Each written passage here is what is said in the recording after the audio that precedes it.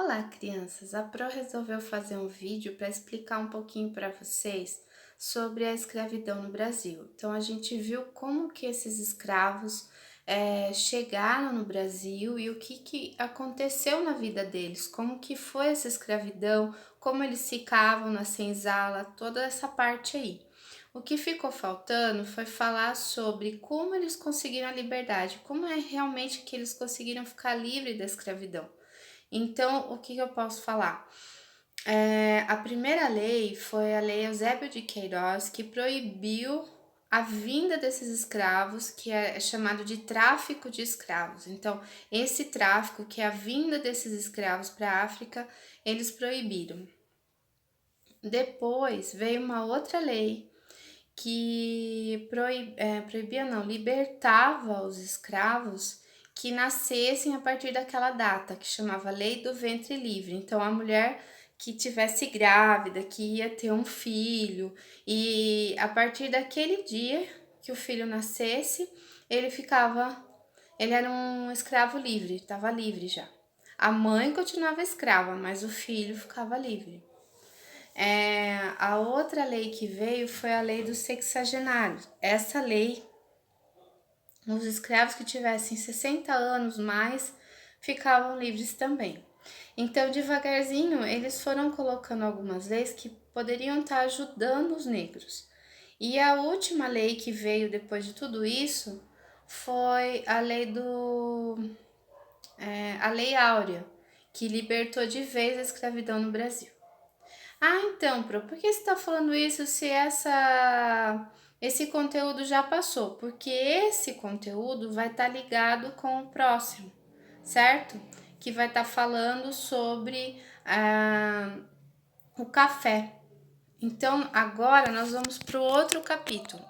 Esse capítulo vai falar dos produtos agrícolas que eram plantados aqui no Brasil. Então, a gente já viu que a cana-de-açúcar foi um produto que era plantado no Brasil, né? Que os portugueses trouxeram e foi um produto que se deu muito bem aqui no Brasil.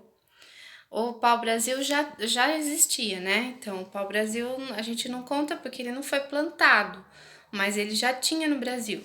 Então, a gente está falando sobre a cana-de-açúcar e esse outro produto é o café. Então, o café foi um produto que eles começaram a ganhar muito dinheiro com o café, porque as pessoas nos outros países, como os Estados Unidos, na Europa, começaram a tomar muito café. O pessoal começou a trabalhar fora, aí parava nas cafeterias, tomava um cafezinho, e isso começou a ser um costume. Então, eles começaram a tomar muito café.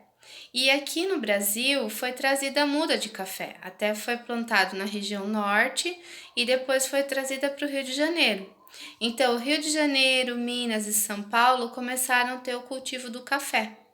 Principalmente São Paulo começou a se destacar muito na produção do café. Os fazendeiros começaram a investir dinheiro no plantio do café. E aí, o que aconteceu? Aconteceu uma coisa muito complicada para os fazendeiros, porque os negros não podiam mais vir para o Brasil por causa da Lei Eusébio de Queiroz. E aí começou a diminuir o pessoal para trabalhar. E os escravos, eles não precisavam gastar dinheiro com os escravos, lembra que era tudo de graça? Eles usavam os escravos do jeito que eles queriam. Então, eles precisavam de gente para trabalhar. Isso que aconteceu, o governo começou a pedir para trazer pessoas vindas da Europa. Essas pessoas eram italianos, japoneses, sírios, libaneses, várias pessoas do outro lado da Europa, que a Europa estava passando por um momento difícil, que era um momento de guerra que estava tendo lá, e essas pessoas estavam passando muita dificuldade. Então, o Brasil oferecia um lugar para eles ficarem e terras para eles plantarem. Então, eles resolveram sair de lá da Europa e vir para o Brasil. E essas pessoas começaram a trabalhar nas fazendas de café. Então, eles passavam por todo o processo de plantio do café, colheita, peneiravam o café para tirar a parte de folhas, né, que vinha junto com os grãos. Depois tinha a parte da secagem do café, ensacamento e transporte, porque a gente não tinha a fabricação do pó de café. Então o grão do café ia para fora e lá eles faziam o café. Entenderam? Então, esse todo o trabalho foi feito de início pelos negros, mas depois, como não tinha negros para trabalhar na fazenda, vieram os imigrantes, que eram esses italianos, espanhóis, portugueses que vieram novamente, japoneses, sírio-libaneses, várias raças de pessoas vieram para cá, de vários lugares da Europa, para trabalhar no Brasil. Bom, depois disso que essas pessoas vieram, os fazendeiros começaram a ficar muito ricos, muito, muito ricos. E eles foram começar a ser chamados de barões do café. Eles eram ricos, além de ter o dinheiro, de poder comprar casas em São Paulo, até a Avenida Paulista ali, era só casarão dos barões de café. Além disso, eles tinham assim, na área da política, eles atuavam também. Então, eles eram pessoas muito importantes, começaram a ser pessoas muito importantes no país, certo?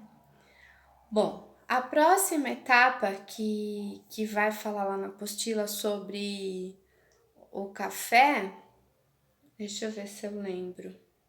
Bom, eu acho que do café é só isso daí. Aí depois vai falar sobre os seringais. Os seringais é sobre a seringueira. A seringueira é uma árvore que dá lá na Amazônia, naquela região norte lá da Amazônia. E ela tem um líquido, uma seiva. Seiva vocês sabem o que é, né?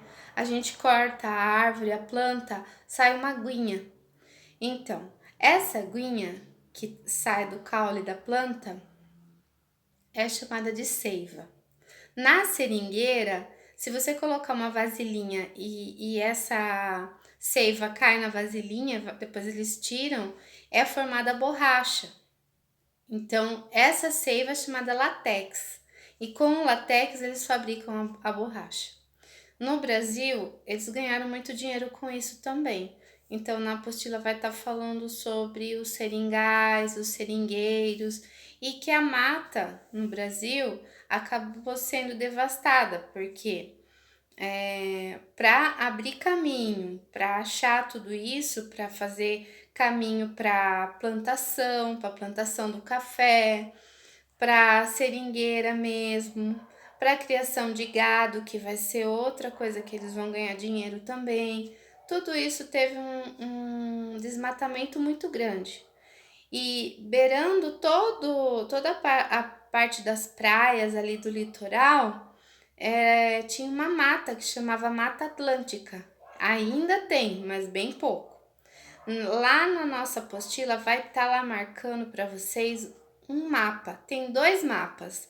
Um mapa de como era a Mata Atlântica, toda a parte que ela pegava ali no mapa, e depois agora o que sobrou da Mata Atlântica. Então, esse videozinho a Pro fez para explicar. E o próximo eu vou dar uma passadinha na apostila mostrando para vocês as figuras e para vocês poderem identificar direitinho o que está acontecendo, o que está sendo pedido, tá bom? Então, um beijo para vocês. Eu tô morrendo de saudade também, né?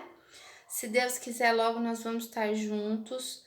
Não desanimem, continuem firmes, certo? Estamos todo mundo aqui com vocês e continuem se dedicando, porque eu estou muito feliz do trabalhinho que vocês estão fazendo, de tudo que vocês estão mostrando para a Pro, certo? Estou muito contente. Então, continue assim, tá? Beijo para vocês e até a próxima.